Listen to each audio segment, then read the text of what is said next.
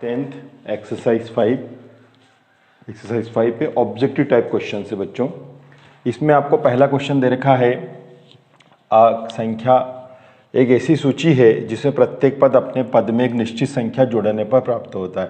तो आपको मालूम है कि कोई भी संख्या आप ले लीजिए, कोई भी सूची ले लीजिए। जैसे मैंने ले लिया 100 है ना, फिर मैंने ले लिया 90, फिर मैंने ले लिया 80 डैश डैश डैश डैश, ये चल रहा है, ठीक है ना। तो ये संख्याओं की एक ऐसी सूची है जिसमें प्रत्येक पद अपने पद से एक निश्चित संख्या जोड़ने प्राप्त होता है। जैसे यहाँ पर हम क्या कर रहे हैं, -10 कर रहे हैं। अब तुमको क्या तो जोड़ना लिखा तो उसको उल्टा कर लो, नहीं समझ में आ रहा तो ऐसे 10 20 30 40, ये देखो, या कुछ भी ले लो। अब इनमें एक ऐसी संख्या है जो अपने पहले वाले पद में जोड़ने पर मिल रहा है। 10 में 10 जोड़ा 20 आया, 20 में 10 जोड़ा 30 आया, 30 में 10 जोड़ा 40 आ रहा है। तो ये जो ऐसी सीरीज बन रही है, इस सीरीज को बोलते हैं हम समांतर श्रेणी। माने पहले, अब आप कहोगे सर यहाँ तो माइनस हो रहा है, आपने तो यहाँ लिखा है कि जोड़ने पर ही अपने पद में निश्चित संख्या जोड़ने पर, माने a list of number in each term is obtained by adding. तो भैया एडिंग ही हो रहा है यहाँ पर।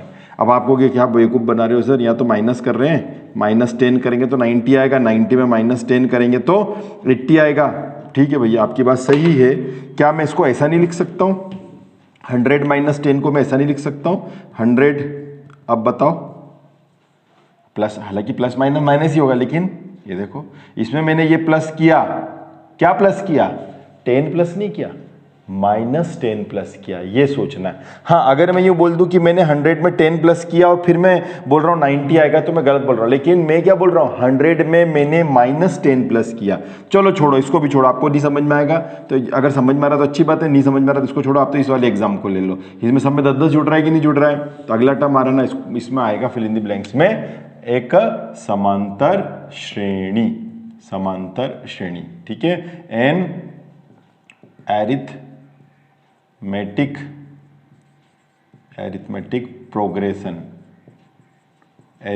प्रोग्रेशन आएगा, ठीक है।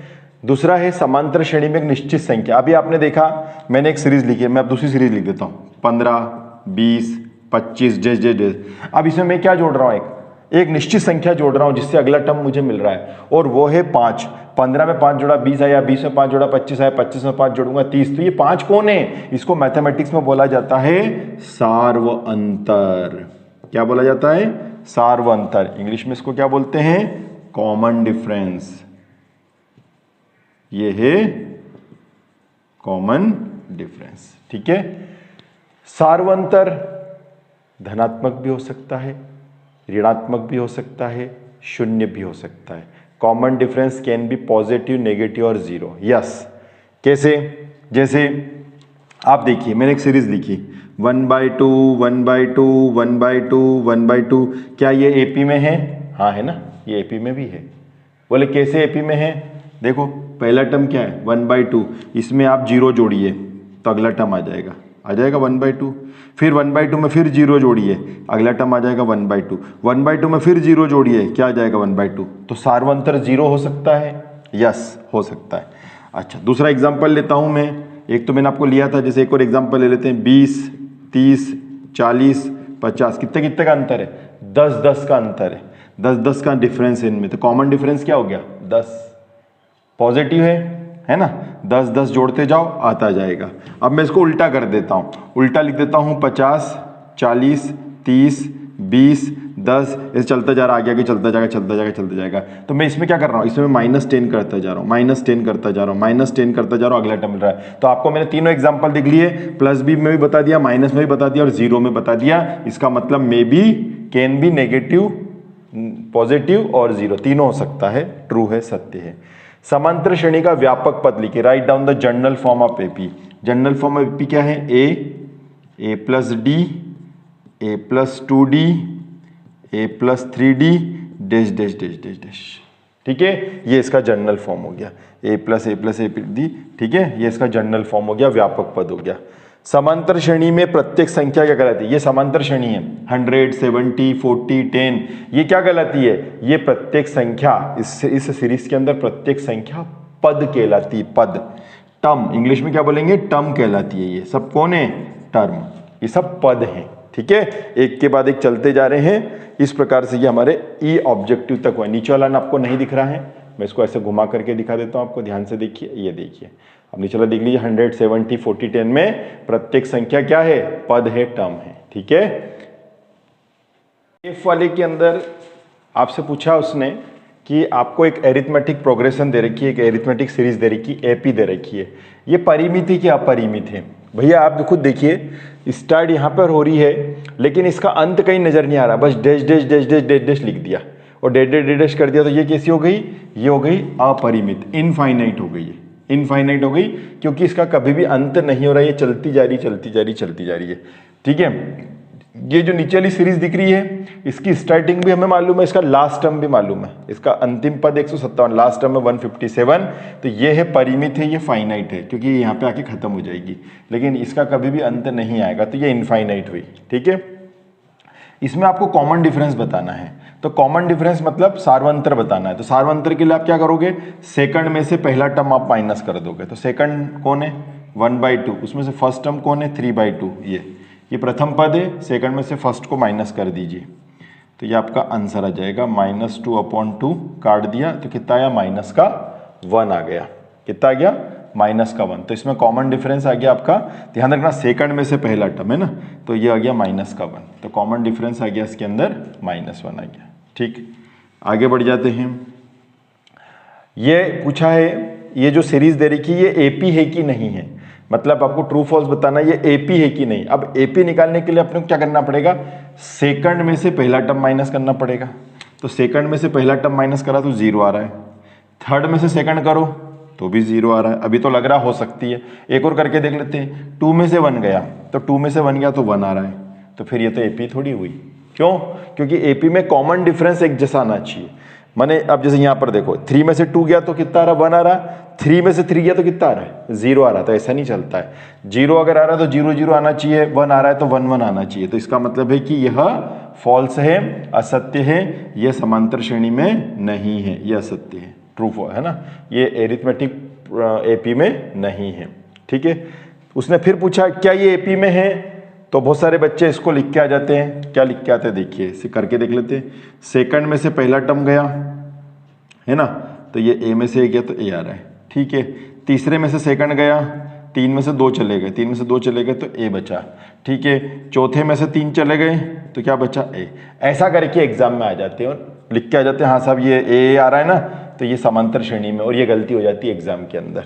मतलब समझ में आया ना आपको, बहुत सारे बच्चे गलत करके आए, 3 में से 2 गए तो एक ही बचा, 4 में से 3 गया तो एक ही बचा, 2 में से 1 गया तो एक ही बचा, और लिख के आ जाते हैं ये भाई साहब ये एपी में, भैया ये घटेगा थोड़ी क्या, ये ए स्क्वायर है, इस ए स्क्वायर में से ए नहीं माइनस होगा, क्यों नहीं होगा, क्योंकि ये ए स्क्वायर है। मतलब थोड़ी देर के लिए सपोज करो ए की जगह मैं कोई संख्या ले लेता हूँ, मैं ले लेता हूँ 5, मैंने 5 ले लिया, 5 स्क्वायर में से 5, तो 5 स्क्वायर में से 5 घटेगा तो क्या 5 आएगा, क्या नहीं आएगा, देखो 5 के 25, 25 में से 5 गया तो कितना आ रहा है, 20 आ रहा है, जबकि आप क्या बोल रहे थे कि ए स्क्वायर में से ए जाएगा, तो इसका मतलब है कि यह एपी में नहीं है, ये समांतर श्रेणी नहीं है, ये फॉल्स हो गया, असत्य हो गया। ठीक है, इसके बाद वाला देख लेते हैं 3 स्क्वायर, तो 3 स्क्वायर मतलब होता है 9 और 1 स्क्वायर होता है 1, 9 में से 1 गया तो कितना बचा 8। ठीक है, अगला देख लेते हैं 5 के 25, क्योंकि 5 के स्क्वायर में से 3 3 9 गया, कितना आ रहा है, 25 में से 9 गए तो 16।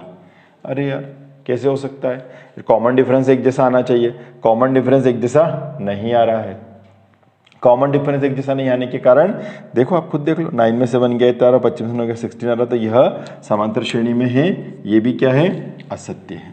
ठीक है, अगला देख लेते हैं, अब इसको देख लेते हैं, क्या ये एपी में है ना, 5 25, 25 में से 1 गया तो 24 बच रहे हैं। ठीक है, 7 7 जा 49, 49 में से 25 गया तो 24 बच रहे हैं। ठीक है, 73, ये 73 है ध्यान रखना, और ये 7 स्क्वायर है, नहीं तो कुछ सोच रहे अच्छा 7 की पावर 3 तो नहीं है, हाँ ये 73, 73 में से 49 चला गया तो कितना बचा, 9 4 13, 5 3 7, 5 और 2 7, 24, इन सब में 24 आ रहा है, तो ये एपी में है, ये ट्रू है, यह एपी में है, ये सत्य है। इसने बोला है प्रथम पद और सार्वंतर डी वाली एपी का एनवा पद लिखे, N term of AP with first term N common difference D is, तो भैया ये फॉर्मूला होता है सभी को मालूम है, a n A plus N minus 1 d, ये फॉर्मूला होगा, एन ए प्लस एन माइनस 1 डी। ठीक है, अब जनरल व्यापक पद क्या है, तो बहुत सारे बच्चे इसका आंसर ये लिखे आते हैं, ए क्योंकि आ चुका है ऊपर ये ए प्लस, इधर तो दिख नहीं रहा होगा कोने पे ना, इसको मैं थोड़ा सा पलटा लेता हूँ, मैंने ध्यान नहीं दिया, इधर पूरा दिख नहीं रहा होगा, ऐसा कर लेता हूँ मैं, है ना, अब दिखेगा अच्छी तरह से, है ना, हाँ ठीक है। तो यह सीरीज का प्रथम पद सार्वंतर है, तो इसका एपी होगा a plus N minus d. AP का व्यापक पद क्या, जनरल फॉर्म क्या, जनरल टर्म, जनरल फॉर्म अलग होता है, ये जनरल फॉर्म है, ये व्यापक रूप है, उसने व्यापक पद पूछा है, ध्यान रखना लैंग्वेज, व्यापक पद जनरल टर्म पूछा, तो जनरल टर्म तो यही होगी जो मैंने ऊपर लिख रखा है, ये एन ए plus N minus one D, यही जनरल टर्म है, ठीक है, यही इसका आंसर है। वो जनरल फॉर्म है, वो व्यापक रूप है, तो रूप उसका अलग है, ठीक है, ये बहुत इंपॉर्टेंट है बच्चों, ये बहुत आता है एग्जाम में। प्रथम एन धन पूर्णांकों का योग बताइए, sum of the first n positive numbers, तो इसका फॉर्मूला होगा S n equal n plus one upon में 2। ऐसे मैंने इसको एग्जाम्पल में करके दिखा रखा है, वहां पर भी जाकर के देख सकते हैं, एग्जाम्पल का क्वेश्चन है ये, पर ये ऑब्जेक्टिव टाइम में एग्जाम्पल 14 का क्वेश्चन है, एग्जाम्पल 14 का, ठीक है, पर ये उसमें आता है फिल इन द ब्लैंक्स में, देख लेता हूँ मैं, आंसर सही आ रहा है, हाँ, एन प्लस वन बाई 2, है ना, ये बहुत इंपॉर्टेंट है, इसको IMP कर लेना, ये एग्जाम में आता है। S N is equal to, नीचे नहीं दिख रहा हो तो थोड़ा सा मैं इसको और घुमा लेता हूँ, दिख रहा हो तो ठीक है, हाँ दिख रहा है, तो S N is equal to N plus one by 2, ठीक है ना बच्चों। पी नंबर का देखिए, पी नंबर के अंदर इसने बोला है किसी समांतर श्रेणी का nवां पद उसके प्रथम n पदों के योग और प्रथम n माइनस वन पदों के योग के अंतर के बराबर होता है। ये बहुत सारी चीजों को लैंग्वेज समझ में नहीं आएगी, क्या दे रखा है। देखो उसने आपसे क्या पूछा है, उसने पूछा है nth टर्म, मैं यहाँ पे लिख देता हूँ, यहाँ तो दिख ही रहा होगा, nth टर्म पूछा है किसका, शुरू के जो भी टर्म्स होते हैं उनके n पदों का योग। तो हम n पदों के योग को कैसे लिखते हैं, SN लिखते हैं, आपको मालूम है, ठीक है। और उससे एक कम, जैसे मान लो किसी सीरीज के अंदर 10 संख्या दे रखी है, तो यहां पर तो हम लिख देंगे S10, और उससे एक कम क्या होगा, एक कम मतलब 9, तो अपन क्या लिख देंगे 9। लेकिन यहां पर हम 9 नहीं लिख सकते क्योंकि यहां पर 10 नहीं है, यहां पर n है, तो अगला टर्म क्या हो जाएगा n माइनस वन। जैसे एक सीरीज के अंदर 11 टर्म है टोटल, तो 11 पदों का योग, तो यहां लिखेंगे अपन S11, 11 से एक कम कर दो तो यहां लिखेंगे हम S10। तो ऐसा यहां पर वो कह रहा है कि शुरू के n टर्म्स का सम और उसके बाद एक कम कर दो तो S माइनस का टर्म का डिफरेंस, क्या बोल रहा है वो, अंतर, तो ये अंतर हो गया, ठीक है ना। तो ये लैंग्वेज थोड़ी टफ है, बार बार पढ़ना तो समझ में आ जाएगा, ठीक है। चाहो तो इसको थोड़ा सा ब्रैकेट में लिख दो तो ज़्यादा अच्छा रहेगा, ऐसे नहीं भी लिखोगे चल जाएगा, लिखोगे तो अच्छी बात। आगे चलते हैं, किसी एक फाइनाइट सीरीज है, फाइनाइट सीरीज मैंने आपको बताई थी जिसके लास्ट टर्म आता है, आखिरी में L आता है।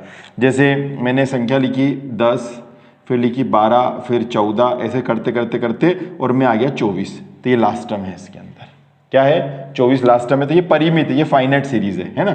फाइनाइट सीरीज का जो लास्ट टर्म है वो L है, तो इसका फॉर्मूला क्या होगा, तो आपको मालूम है 3 फॉर्मूले होते हैं, तो उसमें ये वाला फॉर्मूला ये होगा, S इक्वल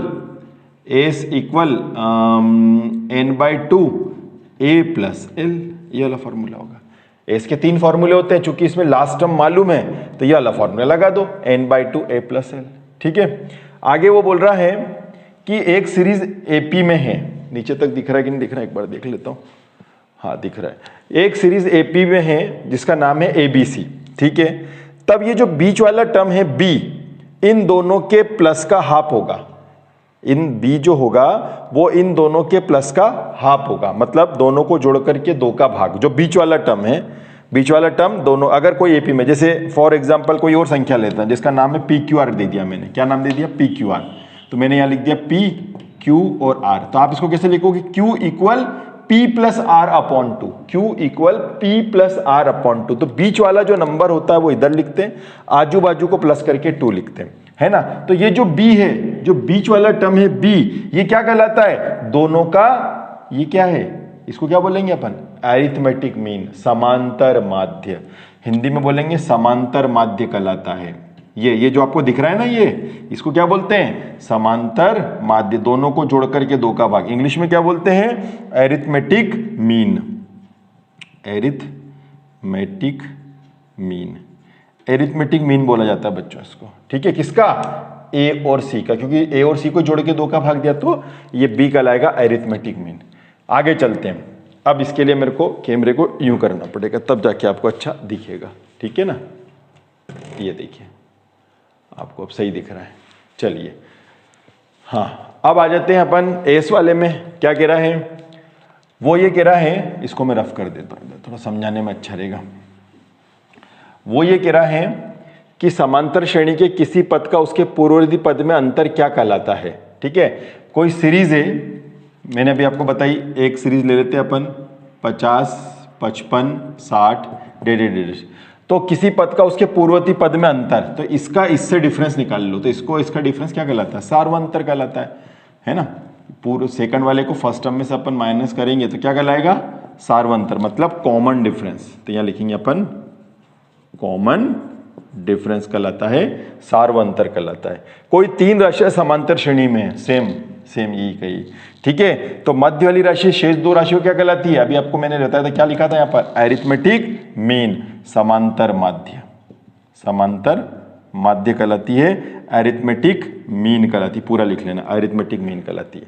ठीक है, समांतर श्रेणी के पद सदैव बढ़ते क्रम में होते हैं, terms of appear always in ascending order. नहीं भैया, सीरीज ऐसी है, इससे 5 प्लस हो रहा है तो ये बढ़ता रहा है, छोटा फिर उससे बड़ा, उससे बड़ा, उससे बड़ा, उल्टा भी हो सकता है, 100, 95, 90, 85, ये घट रहा है। देखो इसमें 5-5 घट रहे हैं, इसमें 5-5 बढ़ रहे हैं, इंक्रीज हो रहे हैं, इसमें 5-5 डिक्रीज हो रहे हैं, घटते जा रहे हैं।